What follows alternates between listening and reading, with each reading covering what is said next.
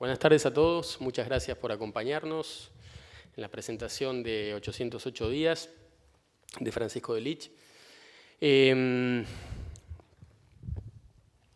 Quiero, como presidente de la editorial de la Universidad de Buenos Aires, en primer lugar, insistir con el agradecimiento a todos ustedes, decirles que como la editorial de la universidad, Eudeva es la editorial de la Universidad de Buenos Aires, somos una herramienta que construyó la Universidad de Buenos Aires para llevar adelante las diferentes funciones y fines de la universidad y en ese sentido contribuir como editores al programa de Historia y Memoria de la Universidad de Buenos Aires. El libro de Francisco está editado en el marco del programa de las publicaciones del programa de Historia y Memoria de la Universidad de Buenos Aires. Es el ejercicio de una misión de la editorial, porque es el ejercicio de una misión de la universidad. Ustedes saben que el programa de Historia y Memoria, bueno, está su director, Pablo Buchbinder, seguramente va a hacer referencia al programa en unos minutos, pero el programa es un acontecimiento importante porque pone en valor la historia o reflexiona en torno a la historia de la universidad a años de cumplirse el bicentenario de la Universidad de Buenos Aires. Esto ocurrirá en el 2021 y hay toda una serie de acciones orientadas hacia ese objetivo, promoviendo el desarrollo de investigaciones, publicaciones, eventos académicos de notable calidad, excelencia, y este programa lo coordina Pablo Buchbinder excelentemente. Así que poder contribuir tanto al programa Historia y Memoria como poder ser los editores de este hermoso libro que pone luz, que da cuenta de un momento tan intenso y tan importante, no solo de la universidad, sino también del país, por supuesto, del país. Creo que es importante que Eudeva esté ahí sosteniéndolo. Yo lo que no voy a hacer referencias al libro, hay, tanto Juan Russo como Pablo Buchbinder están específicamente acompañándonos para eso, pero sí quiero decir que es un periodo de la historia argentina sumamente rico, no suficientemente rescatado desde mi perspectiva como merece un proceso histórico tan rico, y en particular por la experiencia de lo que ocurrió en el campo de las universidades. Ustedes saben muy bien que el decreto 154 que firma Raúl Alfonsín en diciembre del 83 y luego la ley 23068 que ratifica el decreto y que amplía y fija algunas condiciones de plazo y demás a la acción normalizadora de la universidad, fue un hecho histórico, pero histórico absolutamente. Las universidades argentinas estaban intervenidas desde el 29 de julio del año 66. Y con el solo intento en el medio del intento de normalización del 74 con la ley Tayana, que no logró antes del golpe de marzo del 76 conseguir la normalización de alguna de las universidades nacionales. La más cerca en ese entonces fue la Universidad de Luján, cuyo rector era Emilio Mignone. Fueron muchísimos años de intervención y, por supuesto, de todo lo trágico que vivió la Universidad Argentina en la última dictadura. Así que la decisión de normalizar las universidades nacionales fue una decisión histórica que rompió un ciclo de recurrentes intervenciones y deterioro de la Universidad Argentina, y creo que eso hay que ponerlo suficientemente en valor. Porque por otro lado, no solo se decidió normalizar la universidad, sino que se lo hizo en un plazo que fue absolutamente récord. No hay muchos procesos que uno pueda analizar en términos históricos, al menos en universidades cogobernadas o con regímenes de autonomía, donde se puede haber alcanzado un proceso de normalización tan complejo que implicaba atender, bueno, ya quienes hagan referencia al libro, lo van a hablar más en detalle y seguramente todos lo conocemos, pero un proceso que tenga que atender complejidades de tal magnitud pueda efectivamente consolidarse en un plazo tan breve. Eso es realmente un dato para los que estudiamos la universidad como objeto de estudio, tenemos a la universidad como objeto de estudio, es un dato relevante, digamos. Y en particular, el proceso tuvo algunas, el proceso de normalización, me refiero, tuvo algunas características que también lo hacen único, ¿no? Como la suspensión de los concursos de la dictadura, como una decisión inmediata por parte de la universidad, por parte de las autoridades nacionales. La eliminación, bueno, obviamente el restablecimiento de la vigencia, de el reconocimiento de las organizaciones estudiantiles, sean centros de estudiantes o las federaciones a nivel de cada universidad, y la Federación Universitaria Argentina, que era un dato clave, digamos, legalizar el movimiento estudiantil, un actor clave en el proceso de recuperación de la democracia. Y para mí un dato central que hace también único el proceso, ya no tan solo de la normalización, sino el proceso que se inicia a partir del 83, es el hecho de que la Universidad Argentina dejó de tener gente afuera de la universidad.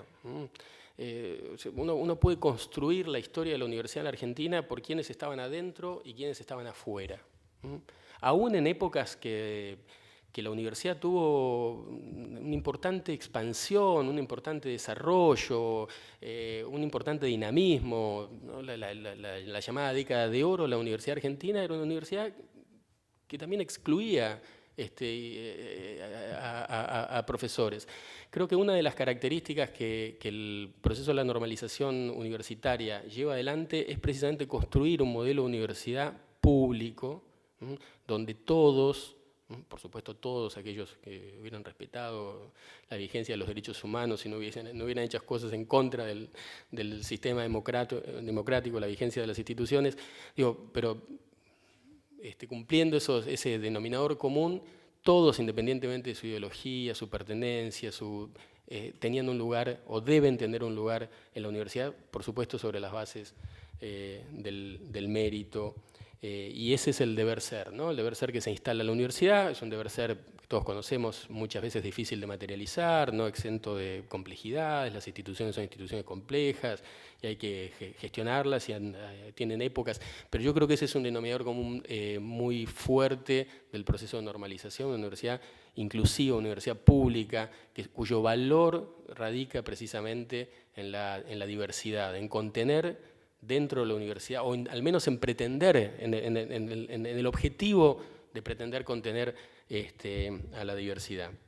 Así que, bueno, las cosas no se hacen solas, las cosas las hacen las personas, las hacen los grupos, las hacen los pueblos, y es válido también poner en perspectiva el compromiso, en este caso de Francisco Delitzsch, encarar ponerle el cuerpo, digamos, ¿no? Desde esa perspectiva me refiero al compromiso, ponerle el cuerpo a la enorme tarea que fue normalizar la Universidad de Buenos Aires en 808 días. Yo pienso, digo, no sé cómo se hizo, ahora seguramente nos contará. Pero afrontar las demandas. Ustedes saben que la última dictadura fue el único periodo de la historia en la Argentina donde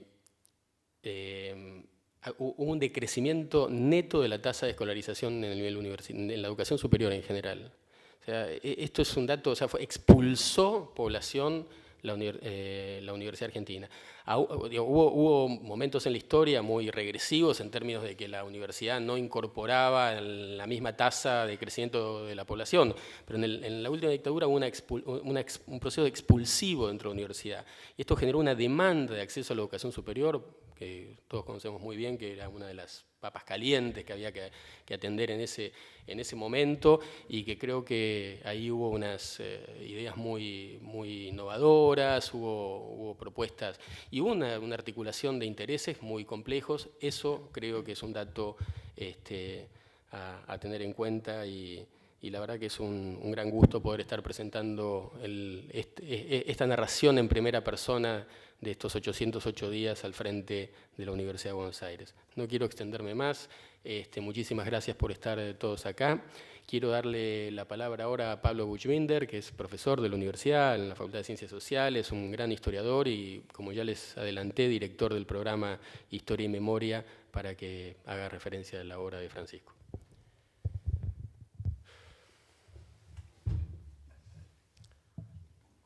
Hay que apretar el botón.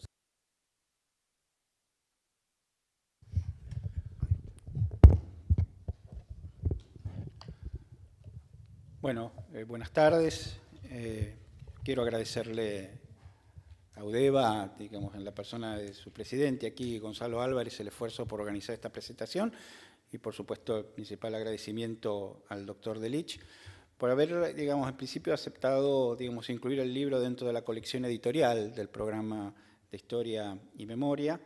Es un privilegio para el programa, un privilegio, obviamente, un honor para la colección, para mí también como director, que, digamos, el libro haya podido editarse en el marco de esta colección. La colección del programa, digamos, obviamente, digamos, quisiera aclarar, es una colección plural, no solamente plural, digo, en el sentido político, ideológico, obviamente, sino también en el sentido de texto, del tipo de textos que propone albergar. Es decir, no solamente trabajos de tesis o trabajos de investigación, sino que pretende darle también un lugar privilegiado a aquellos testimonios, recuerdos o memorias al estilo de alguna manera del que estamos presentando hoy.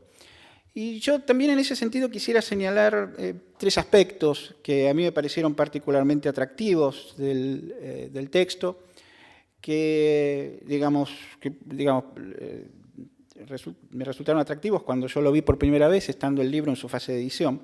En principio, que no es un texto, para decirlo de algún modo, autojustificatorio, como es posible observar a menudo en testimonios o memorias de figuras que han jugado un papel protagónico, relevante en la vida pública.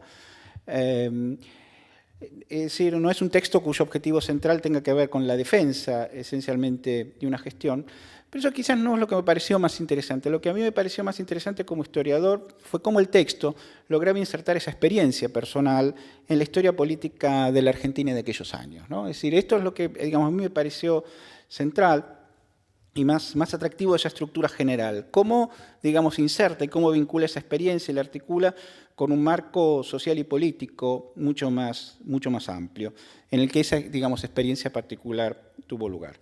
Pero bueno, también puedo reconocer un tercer motivo, mucho más personal, y es que yo ingresé como estudiante a la Facultad de Filosofía y Letras de la Universidad de Buenos Aires el mismo año, digamos, en el mismo momento, podríamos decirlo así, en el momento en que Francisco Delich asumió el rectorado de la UBA. Así que para mí también tenía en ese sentido, digamos, la lectura del libro un significado especial. Yo también viví, digamos, como estudiante, obviamente, esa época de una manera muy intensa.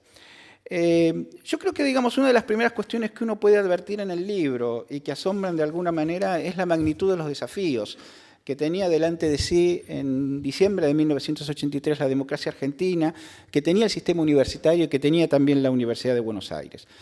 La Universidad de Buenos Aires había sido posiblemente la más castigada por la dictadura en dos aspectos centrales que caracterizaron a la política universitaria del llamado proceso de reorganización nacional.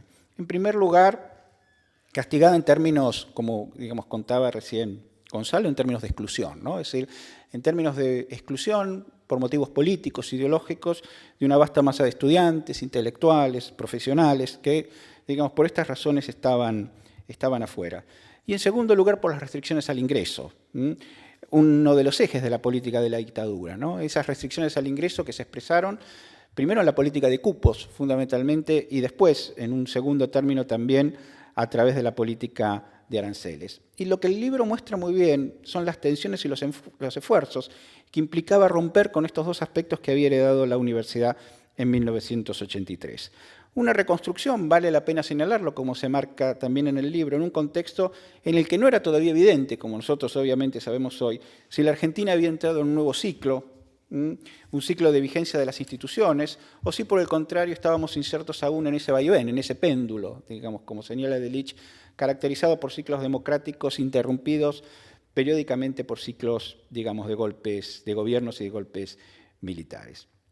Entonces, el texto muestra, en principio, las controversias que generó, por un lado, digamos, en ese intento de romper con esos procesos de exclusión política e ideológico, la cuestión de la revisión de los concursos de la dictadura, por un lado, y por otro lado también las tensiones que generó la implementación de nuevos concursos, en el marco del esfuerzo por llevar a cabo un proceso de construcción institucional sin exclusiones.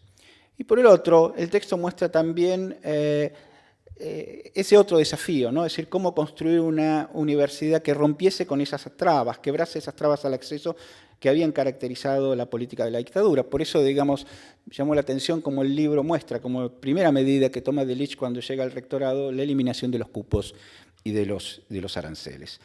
Y en ese sentido, digamos, esto marca el inicio, digamos, de un proceso de un desafío, que también el libro marca muy bien, que era el desafío que podríamos decir vigente hoy todavía en el sistema universitario argentino, digamos, la combinación de un sistema universitario masivo con calidad. El texto de Delitzsch muestra, creo, con mucha claridad la complejidad de esa tarea, y yo creo que pueden visualizarse también recordando algunas cifras que marca el texto. El texto cuenta que en 1984 hubo 68.000 ingresantes, en 1985 ya con el CBC 80.000, en una universidad que como producto de esas políticas restrictivas aplicadas por la dictadura, en el año 1982 tenía solo 100.000 estudiantes. Y esto, digamos, lo señalo yo, digamos, yo creo que a veces no somos conscientes del todo de las dificultades y costos que implicó en la Argentina construir este sistema universitario abierto, ¿no? Iniciado y construido a partir de esos años.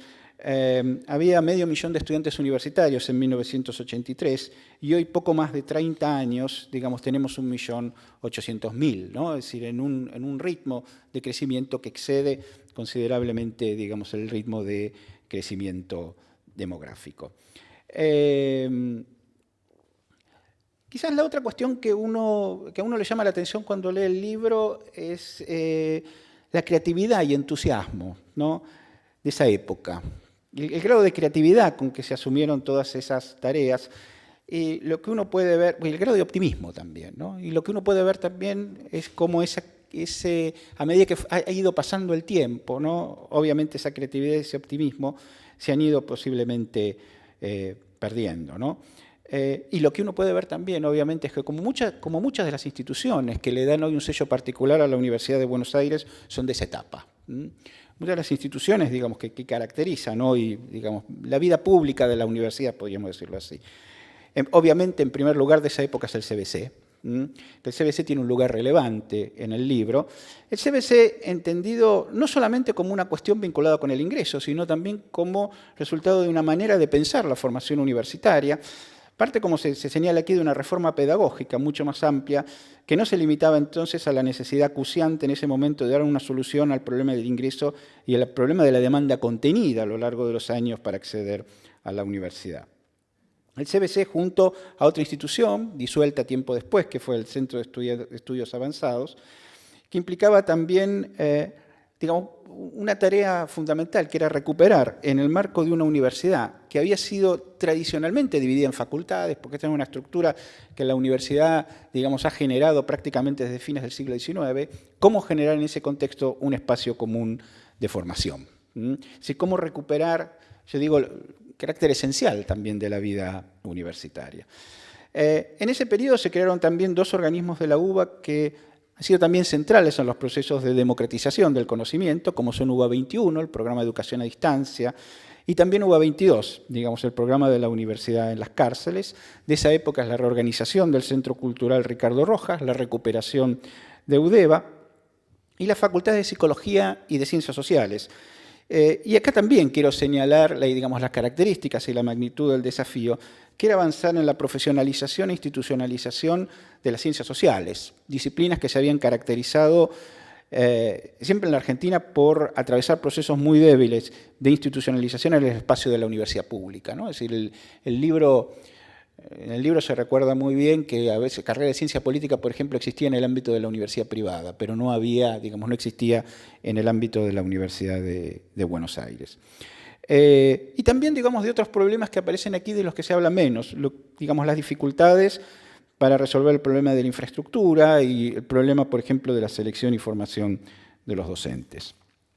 Parece que el libro también, y en este sentido quisiera señalar, que su interés no radica solamente en los testimonios, en los recuerdos, digamos, de ese periodo, sino también en los interrogantes que plantea hacia el futuro. Digamos, una de las cuestiones que yo creo interesantes es ver cómo se combinan y se articulan en esa construcción pasado, presente y futuro de la universidad. Obviamente, digamos, lo que uno puede ver, digamos, es que ese primer impulso de los años 84, 85, 86, 87 se fue debilitando.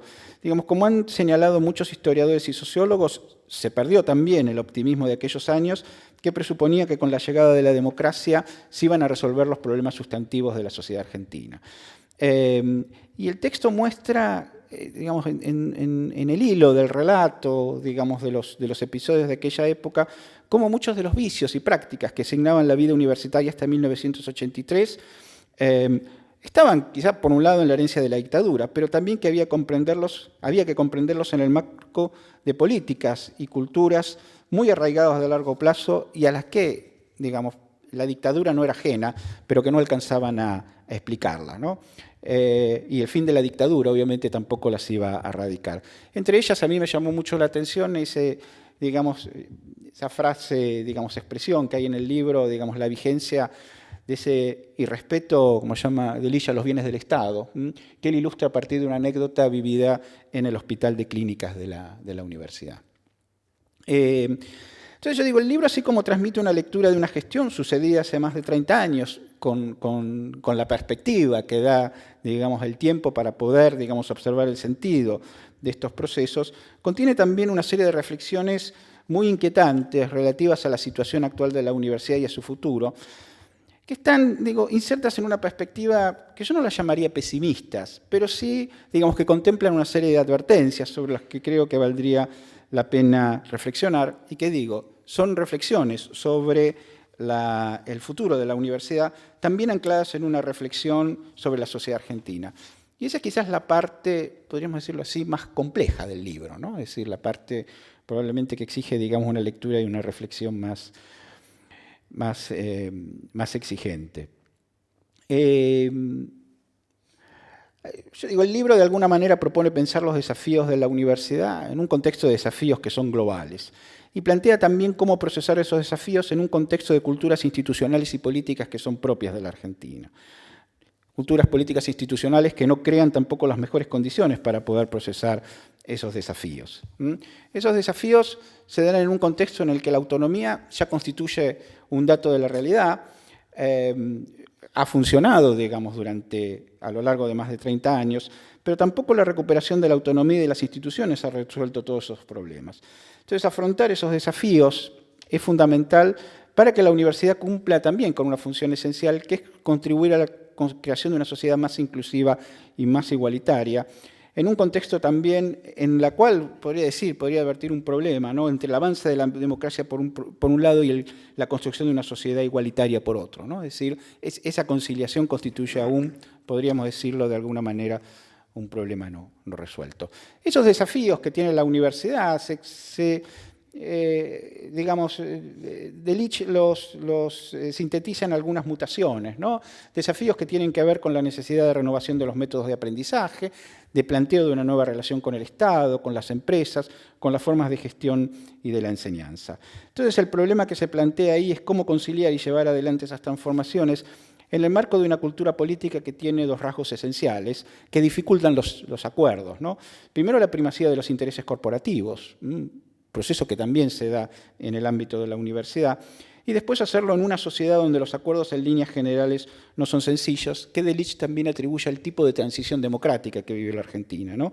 Una transición no pactada, en la cual han primado una lógica de confrontación sobre una lógica de acuerdos. En un contexto donde, digo, también el otro desafío que el libro plantea es, bueno, cómo conciliar la vigencia de estas instituciones y cómo conciliar la democracia con la igualdad. Bueno, en definitiva, es un libro que tiene, yo creo, el valor de plantear, más allá de las diferencias que uno pudiera tener con alguno de sus argumentos, de una manera muy valiente, sin concesiones, sin demagogia tampoco, el pasado, presente y futuro de la universidad. Muchas gracias. Muchas gracias, Pablo. Antes de continuar, quería transmitirles las disculpas del rector Barbieri, que por problemas de agenda no nos puede acompañar en la tarde de hoy.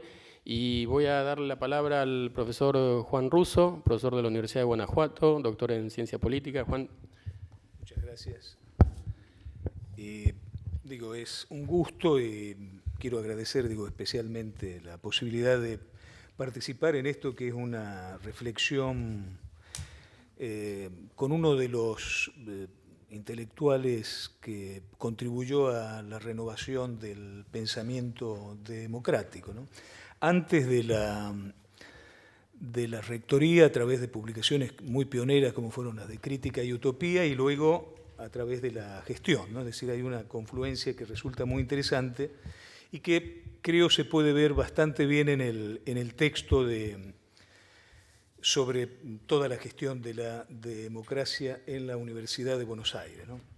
Creo que hay un primer elemento que conviene mencionar, y es que en aquella época, cuando se inaugura la democracia y en los siguientes años, parecía que habían ciertas cosas que estaban como dadas, ¿no?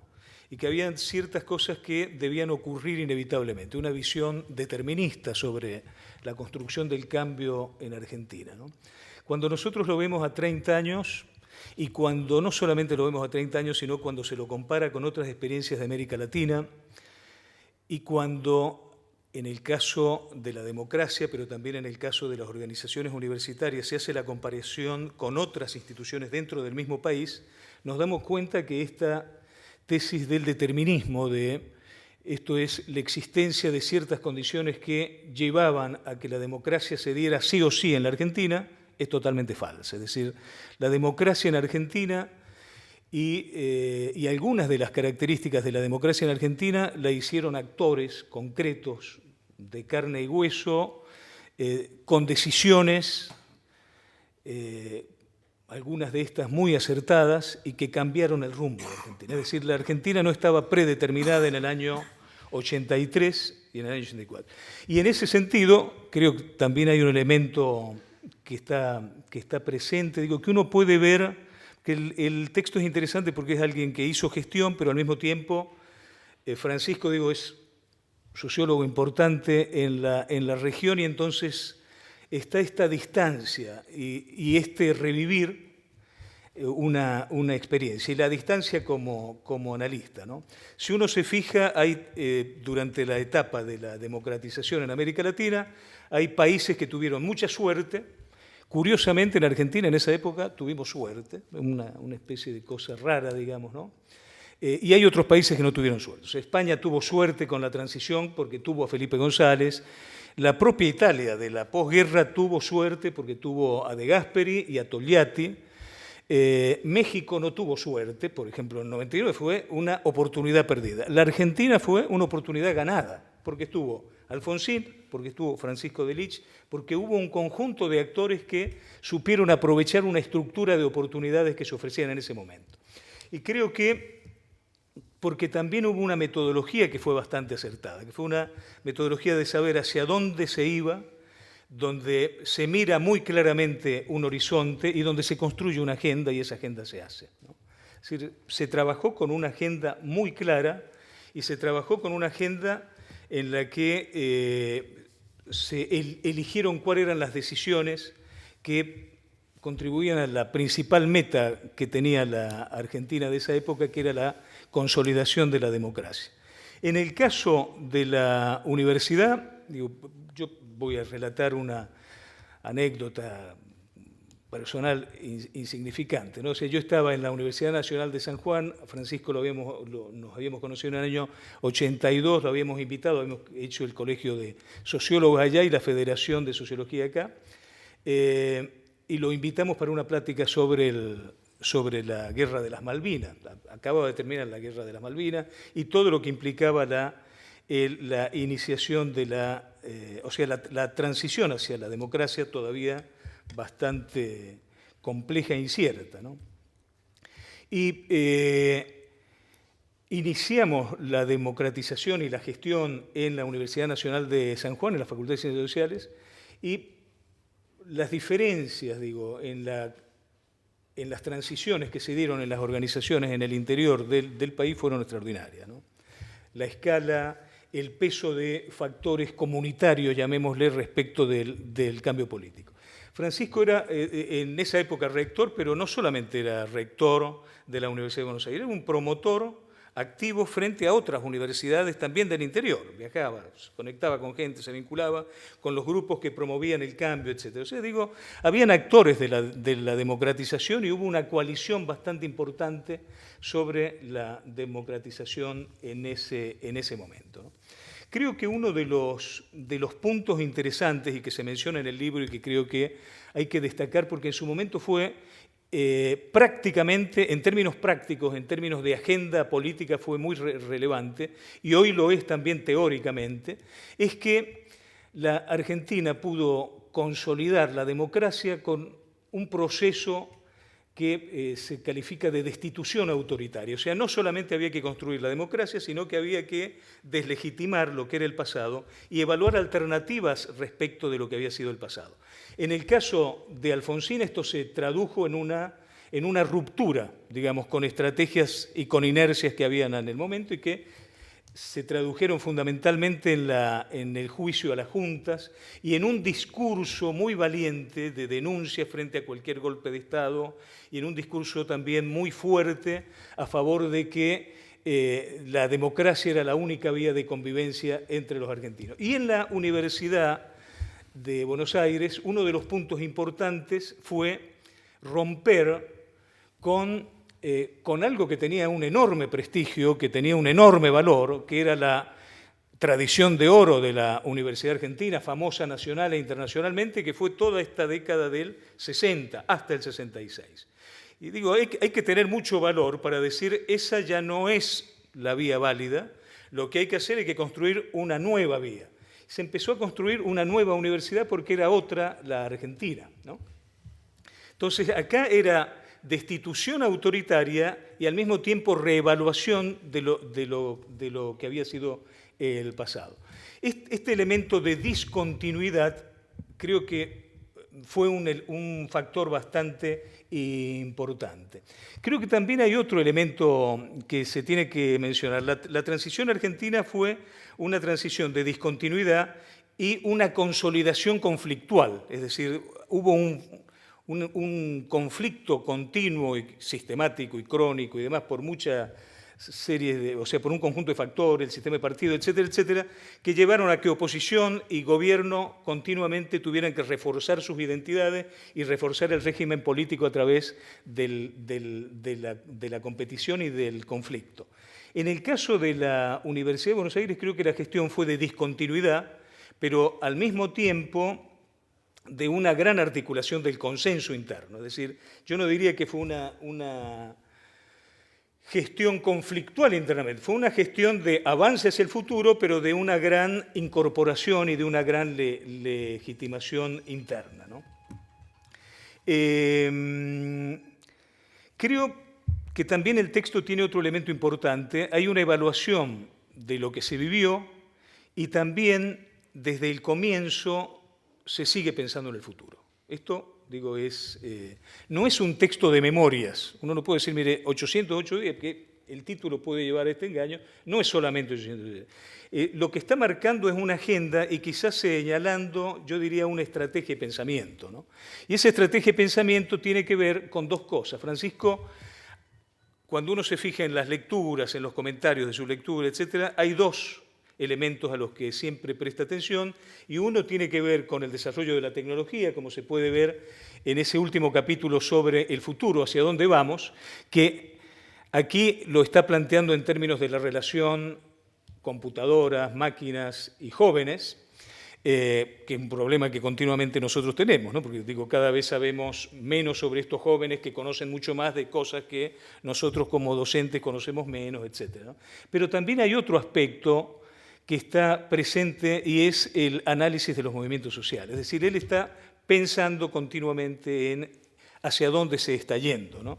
Y entonces está construyendo institución pensando fundamentalmente en las principales tendencias, porque esto no es magia, esto no es un visionarismo, sino que esto es sencillamente análisis de tendencias, ¿no? Y creo que la conjunción de la mirada hacia los nuevos movimientos sociales con el análisis del desarrollo de nuevas tecnologías lo lleva, digo, a seguir mirando al futuro. Es un libro que, si bien analiza los 808 días, también es un libro sobre la discusión y sobre el repensar los nuevos horizontes que se están abriendo para la universidad y que se están abriendo también en la democracia contemporánea de Argentina. Así que muchas gracias por el libro y muchas gracias por todo lo que hiciste en la universidad y por lo que hiciste por la democracia, Francisco.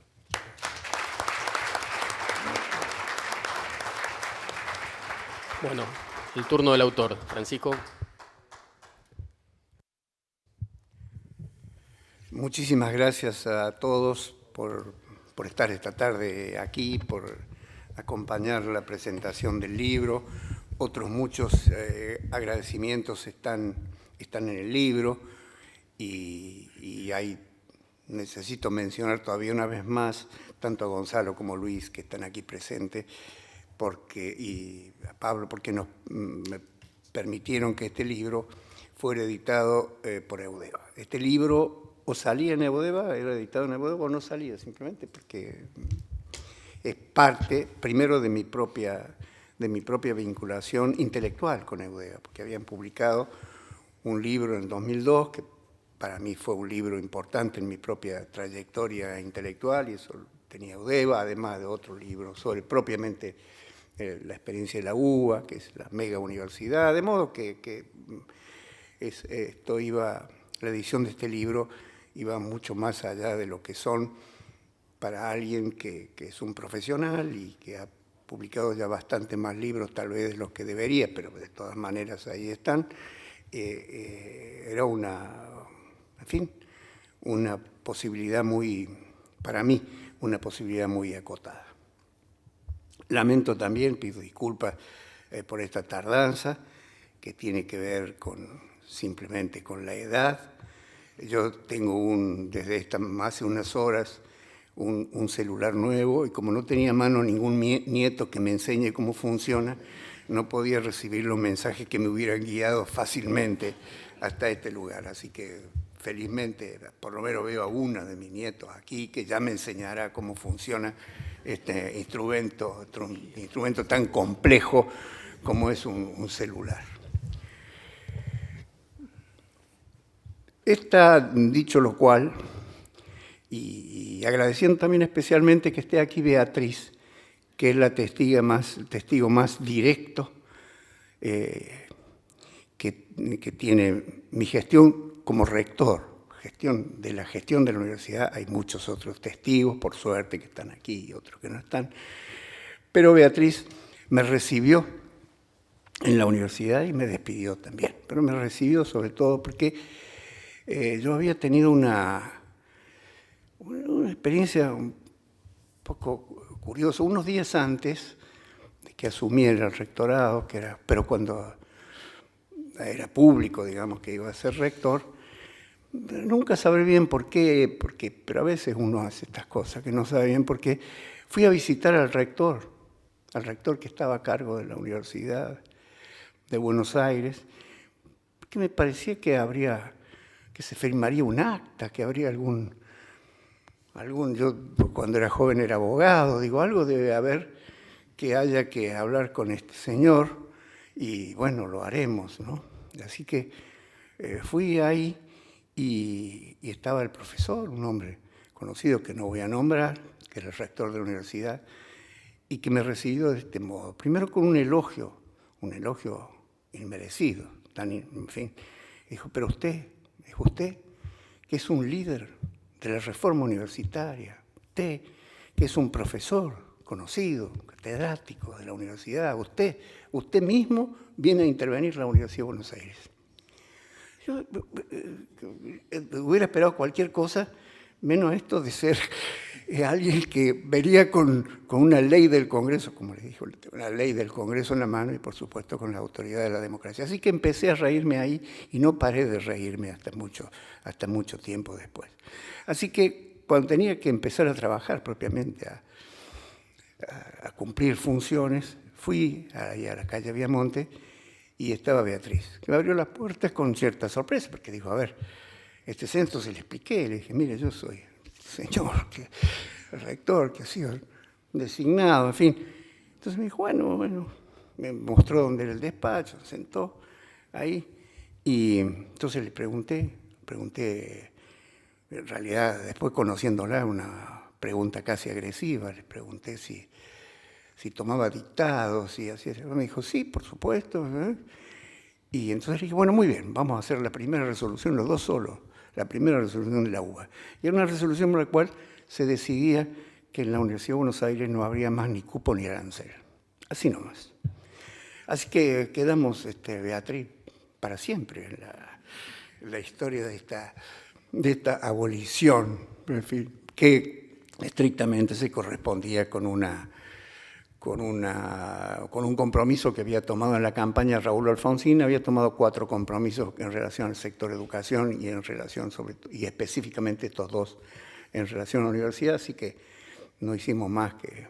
Eran unos tiempos en que los candidatos cumplían o trataban de cumplir sus promesas electorales, digamos. Después ha habido algunos cambios ahí, pero en ese momento por lo menos era una buena oportunidad. De modo que así empezamos esta gestión, que duró 808 días, y desde la cual, como se ha mostrado aquí, digamos, no voy a repetir lo que se ha dicho, había como tanto en la reflexión como en la acción y en la reflexión en el libro, una visión acerca de lo que era el momento de la democracia en la Argentina y lo que era el momento de la universidad y de la transformación de la universidad.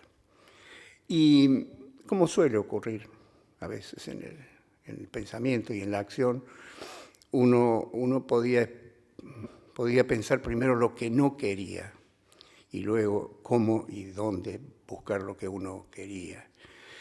Y en realidad lo que no quería es volver al pasado, por supuesto, un pasado que estaba todavía demasiado fresco.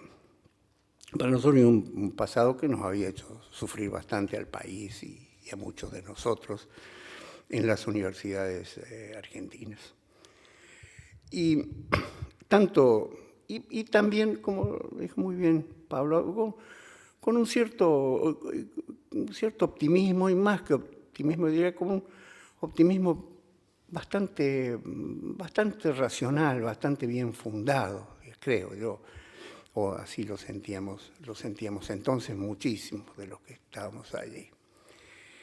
El primer punto de lo que no queríamos y la sensación de lo que tenía que terminar el país es lo que en el libro se llama repetidamente lo que era el péndulo, el análisis de lo que había sido el periodo político, digamos, del 30 al 83. Estos 53 años que ahora, estimo yo que no soy historiador, cada vez más los jóvenes historiadores lo van a comenzar, más temprano que tarde, espero, lo van a comenzar a pensar como un ciclo completo, del mismo modo que hoy nosotros pensamos el 80, digamos, ¿no? Que se prolongó mucho más hasta el gobierno de Irigoyen, pero si uno quiere pensar, digamos, en un periodo específico, en un periodo político específico, digo, así como uno habla del 80, uno en algún momento va a hablar de lo que fueron estos años del péndulo democracia-golpe, que se naturalizó y que se hizo parte de la política y se hizo parte de la cultura política. Cada vez uno lo ve desde ahora, es cada vez más fácil verlo, que era natural. Esto, y no estaba escrito en ninguna parte que no iba a ser más así, pero sí uno podía pensar que no éramos pocos los que pensábamos que era el punto, que en qué momento uno podía... Es como si hubiera dicho entonces, en el 83, 84, uno hubiera dicho, a ver, si puede pensar, así como uno diría en Inglaterra, ¿a quién se le ocurre que va a haber un golpe de Estado en Inglaterra, una democracia de 300 años? En este país era al revés. Uno decía, mire, a ver cuánto va a durar esto, ¿no? No se sabe qué puede pasar acá. De modo que construir la idea que empezaba un ciclo diferente en el país y con la democracia, era entre una apuesta ¿no? Y una apuesta y un acto de optimismo, pero también de racionalidad política. Esto voy a volver sobre esto. Bueno, entonces, el punto de inflexión en realidad lo decide y lo hace Raúl Alfonsín con el juicio de las juntas. Ahora, visto desde ahora, debe parecer casi como si hubiera sido de otro modo, digamos. Sí, hubiera sido de otro modo si no hubiera habido el juicio de las juntas. El juicio de las juntas, marca el final. No allí mismo, porque las tensiones siguieron y pudo haber habido un golpe 2, 3, 5 años después. No, pero sí era un momento que definió el punto de partida para otra cosa, para otra historia, y también desde ahora, cuando uno piensa, yo lo he señalado esto muchas veces y no he tenido la suerte de que nadie lo recupere. Estoy pensando ahora en mis colegas, en los teóricos, en la gente que trabaja en la sociología política y demás. Este fue el único caso en América Latina. De todas las transiciones a la democracia, esta fue la única transición no pactada. Todas las demás, todas fueron pactadas. Uno puede decir, esto no es un juicio en sí mismo, porque uno podría decir, España es una decisión pactada, una transición pactada y muy buena, como lo dice Juan, y lo ha analizado muy bien. No estoy haciendo un alegato a favor de que todas las transiciones sean no pactadas, podrían ser pactadas o no pactadas, pero sí enfatizo la idea, el dato de lo que significó no pacto, digamos, lo que significó para después, ¿no? Para la construcción de otra democracia, con sus pros y también sus contras, ¿no?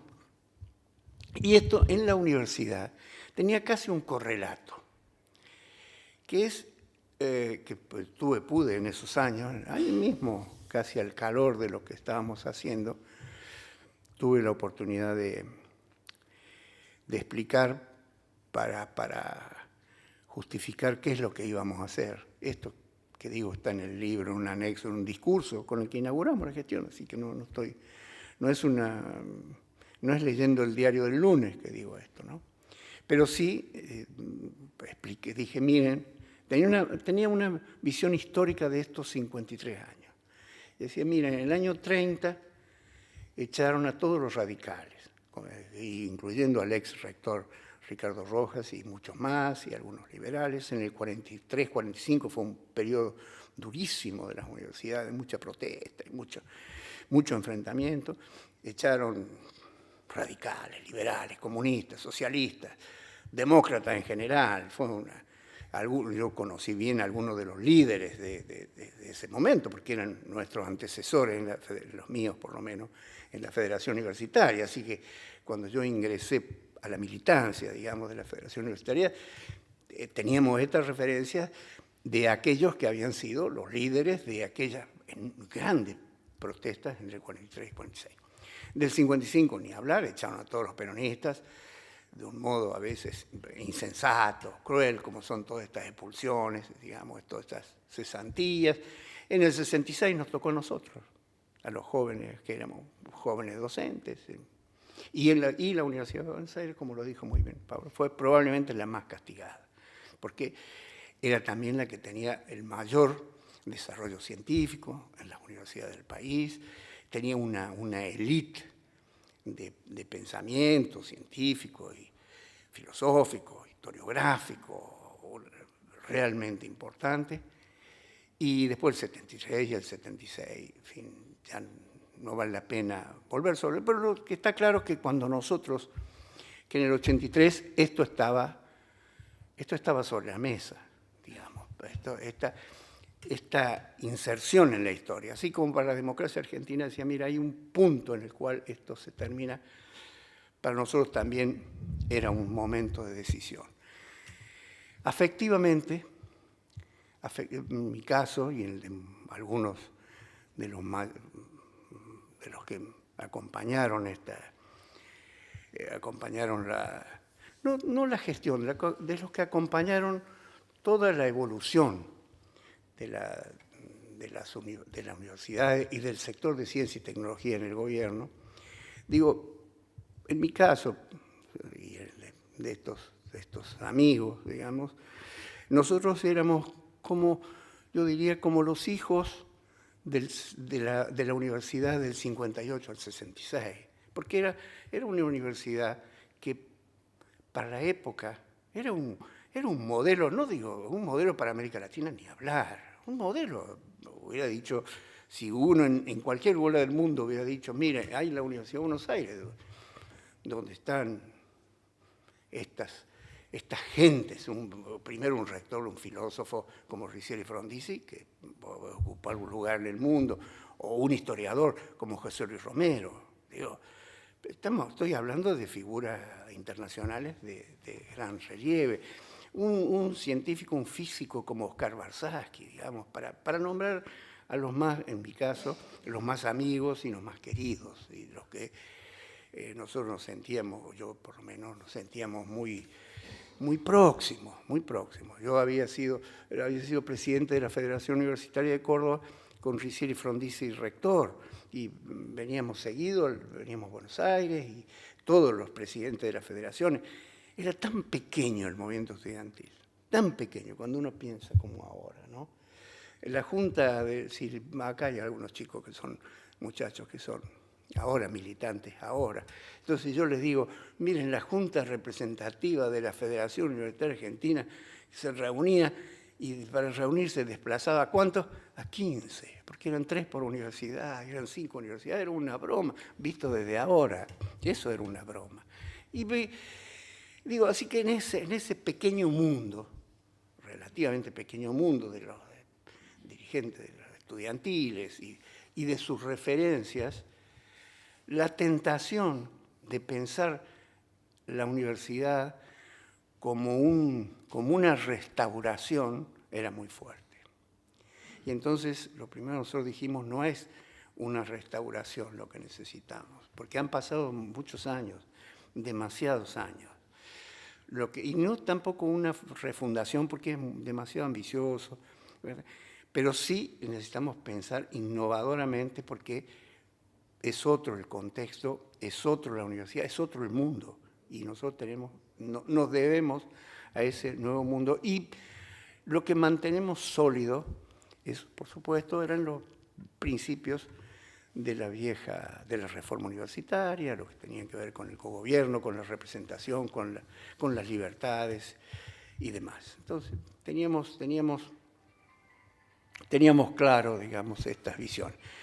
Pero estos dos, si me dijeran estas dos decisiones muy gruesas, estas dos decisiones fuertes fueron muy decisivas para nosotros. Pensar que teníamos que innovar y pensar que teníamos que ir a veces corregir también lo que había sido la Universidad de 58-66. ¿no? Yo tuve muchísima suerte porque compartí además, más de un año, compartí el exilio con Oscar Barsaski.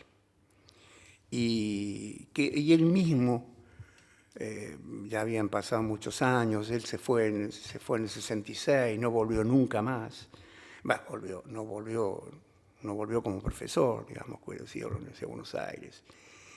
Y él era también muy crítico y también muy autocrítico, como son las grandes figuras de la ciencia y las grandes figuras intelectuales. Oscar, cualquiera de los libros de Oscar,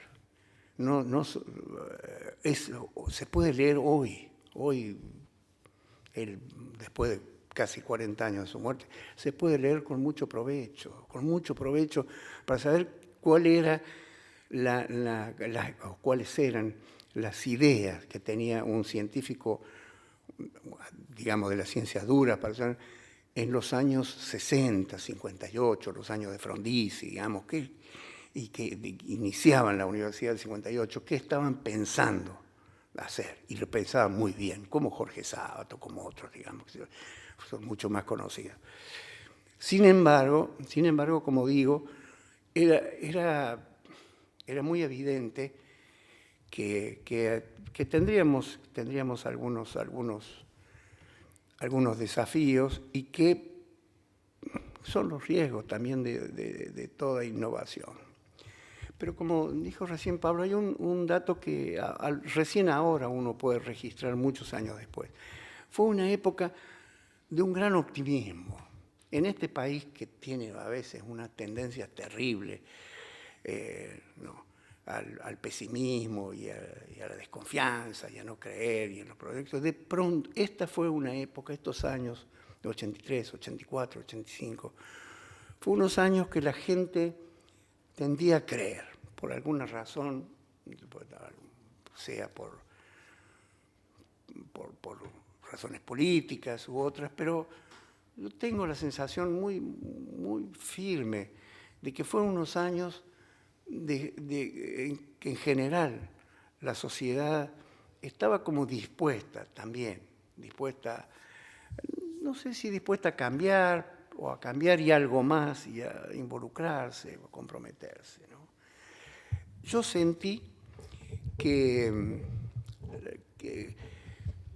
sentí que la normalización iba a funcionar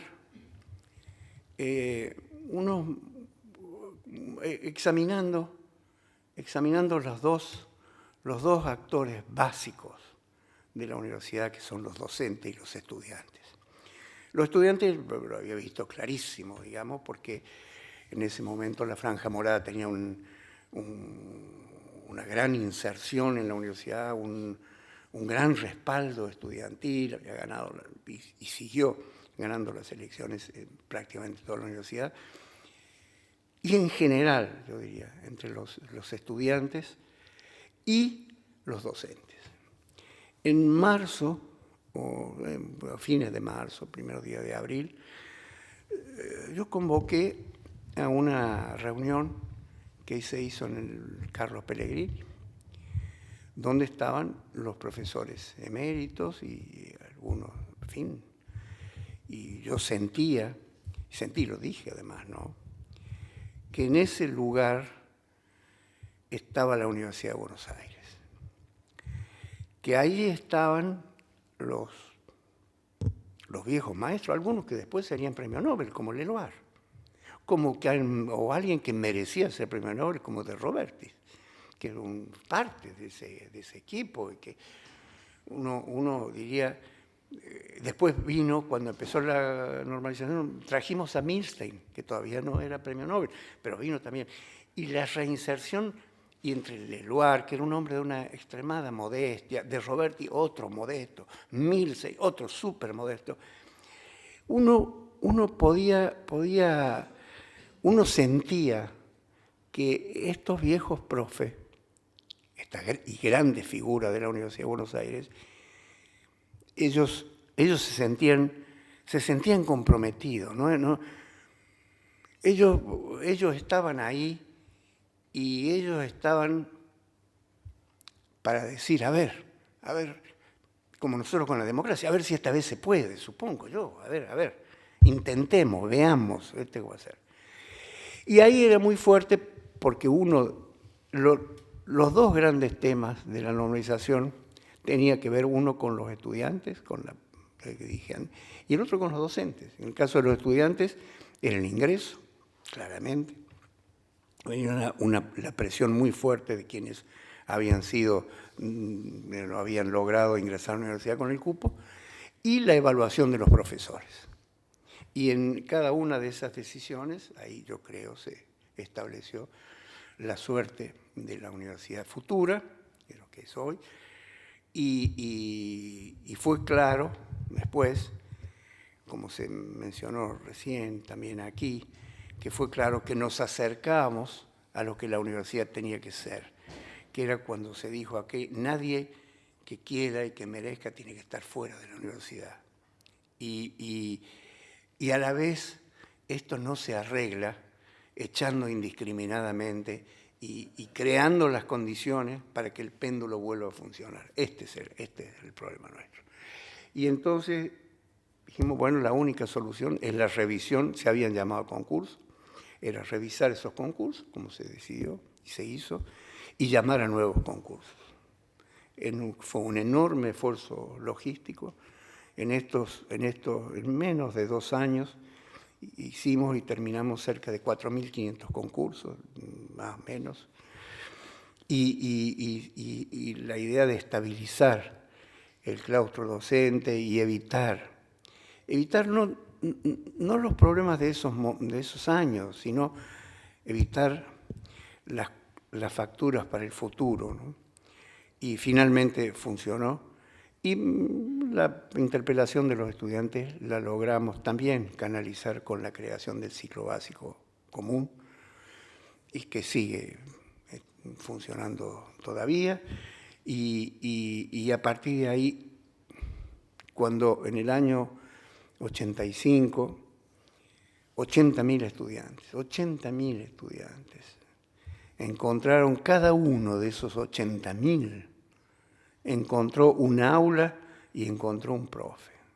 Yo, que no podía encontrar stand de Udeo, saquen la cuenta, ni en 2 años hubiera ingresado a la universidad, pero por mí nada más, por mí.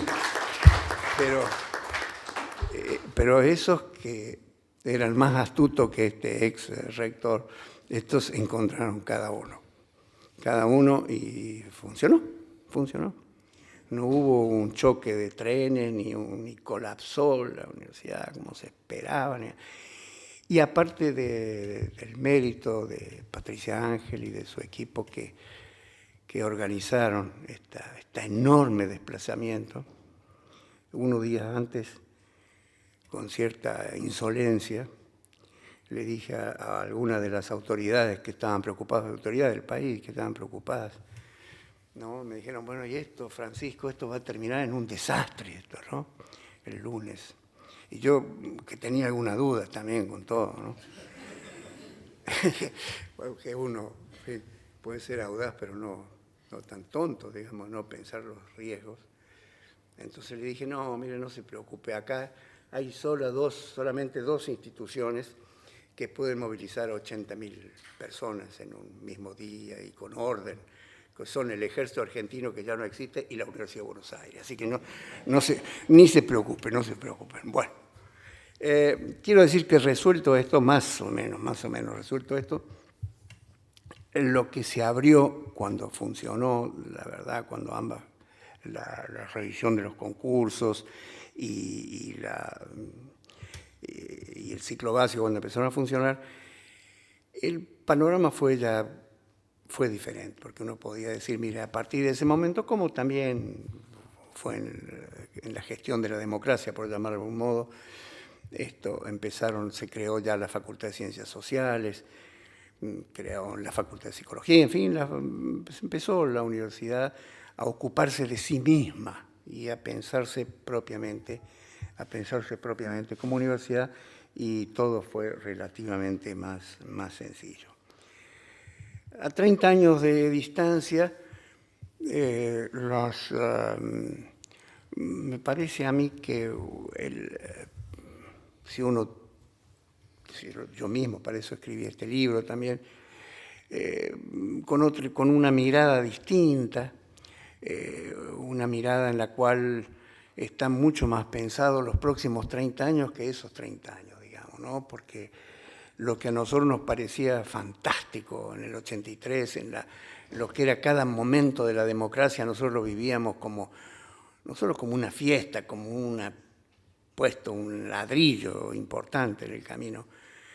Digo, todo eso parte del pasado, esto se cumplió.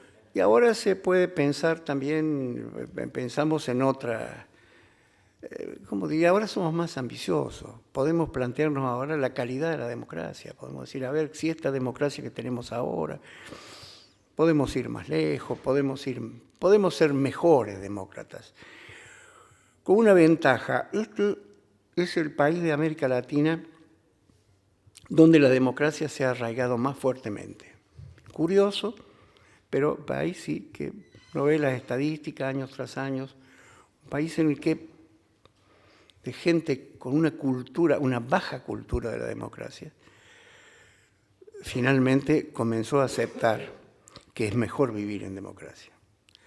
Y entonces al revés, las culturas del pasado, las que, entre otras cosas, frenan un mayor y un mejor ejercicio de la democracia. Pero en cualquier caso, los problemas que nos planteamos son distintos. Y también la universidad. También la universidad, yo tengo la impresión de que son etapas cumplidas y que ahora sus protagonistas, los profesores, los estudiantes y demás, también seguramente están pensando, ¿no? Están pensando y actuando y queriendo, ¿no? Resolver, como hubiera dicho en otro contexto y Deodoro Roca, ¿no? En aquel momento decía, los dolores que nos quedan son las libertades que nos faltan. Acá faltan toda seguridad, pero para eso están quienes listos para pensar lo que uno siente que, primero, volver atrás la democracia, no digo que es imposible, siempre se puede, lamentablemente, pero es cada vez más difícil. Y volver la universidad también para atrás, en el pasado autoritario, también, no digo que es imposible por la misma razón, también suena cada vez más difícil, de modo que... Pero a 30 años, miren, cuando uno, para volver al comienzo, cuando uno compara, digo, nosotros en este país se hizo una transición no pactada, como dije, y en la universidad optamos por lo que hemos dicho que optamos. Fíjense que en Chile hubo al revés, una democratización pactada, y con la instalación de la centroizquierda, de un gran frente progresista como los socialistas, los cristianos, en fin. Y 30 años después, han hecho falta 30 años para que esta presidenta, ahora Bachelet, diga, vamos a cambiar el modelo universitario. Este modelo universitario excluyente no por los cupos, excluyente por el dinero. Esto 30 años después. Y esta presidenta, 30 años después, hace lo que la Argentina, ese tan denostado Pacto de Olivos, que se hizo apenas 11 años después de la democratización, ese tan denostado Pacto de Olivos, logró consensuar entre los dos grandes partidos del país una nueva constitución. Chile está ahora, recién la presidenta ha anunciado que va a haber una reforma constitucional de la cual todavía no se conoce gran cosa. Y entonces dice, el modelo chileno dio sus frutos económicos, un país que creció muy bien, también sus frutos sociales, hubo un momento en que disminuyó drásticamente la pobreza, disminuyó drásticamente la indigencia, un amigo nuestro, quiero decir, del país y de la universidad también, como Ricardo Lagos, logró en su mandato una reducción casi total de la indigencia. No es poco mérito, de modo que no estoy diciendo, miren qué fracaso el modelo chileno, ningún fracaso, ¿no? Alguien diría, mire, no le ha ido mal desde el punto de vista económico y social. Ahora, desde el punto de vista de la universidad, sí le ha ido mal. Y lo escuché en una entrevista de unos años atrás, todavía era con el gobierno de Piñera. Escuché atentamente una entrevista con el rector de la Universidad de Chile. Y, por supuesto, crítico del sistema, una universidad muy dejada de lado. Y entonces hizo la siguiente reflexión. El periodista Oppenheimer, que es un periodista muy conocido, digamos, ¿no? Entonces le dijo, mire, señor, a Oppenheimer, en otro tiempo, la universidad pública era, entre otras cosas, era el lugar de encuentro de las élites, no solamente estaba abierta a los sectores populares, era el lugar de encuentro de las élites. Lugar de encuentro de la élite quiere decir que era el lugar en el cual los que aspiraban a ser la élite, los que eran la élite y los que aspiraban a ser la élite, tenían un espacio común. Y en ese espacio común, la sociedad es como si la sociedad tiende a acercarse. Y no es que se eliminan, no hay ninguna forma, se eliminan las diferencias y demás, pero sí se sabe y se conoce que hay un espacio en el cual las élites que van a dirigir o que van a conducir el Estado y las sociedades se encuentran. Pueden ser adversarios, pero no son desconocidos, y esto es muy central. Son unas gentes que saben que están condenadas a dialogar, que están condenadas a encontrar algún punto de entendimiento, pero no a pensarse a sí misma como las únicas capaces de conducir per se el país en el futuro. Eso es lo que perdió la Universidad de Chile en esta tardanza de casi 30 años de volver a sus mejores tradiciones. Y esto es lo que ganó la Universidad de Buenos Aires y la Universidad Argentina en estos 30 años de democracia. Las élites siguen teniendo un espacio en el cual los jóvenes saben que se van a encontrar y en los cuales saben que más temprano que tarde van a tener, con suerte, y si no pueden aspirar a tener un cierto lenguaje común, una forma de interconexión que haga que los factores naturales y necesarios, diría, de los conflictos no terminen en discrepancias fatales para la estabilidad de la democracia, de la República y del país. Muchísimas gracias de nuevo por estar aquí. Bueno, antes de finalizar, quiero agradecerle mucho a Francisco, la presencia también del decano de la Facultad de Ingeniería, Horacio Salgado, del ex rector Jaime Echeverry, de miembros del directorio de UDEV, hasta Horacio Regini, Santo López Urigurio, el vicepresidente, y bueno, muchísimos amigos, profesores, ex estudiantes, muchos testigos presenciales y, por qué no decir, protagonistas de esos 80 que condujeron conjuntamente con Francisco a la Universidad de Buenos Aires y ese proceso de transformación. Así que a todos ustedes, muchísimas gracias por habernos acompañado.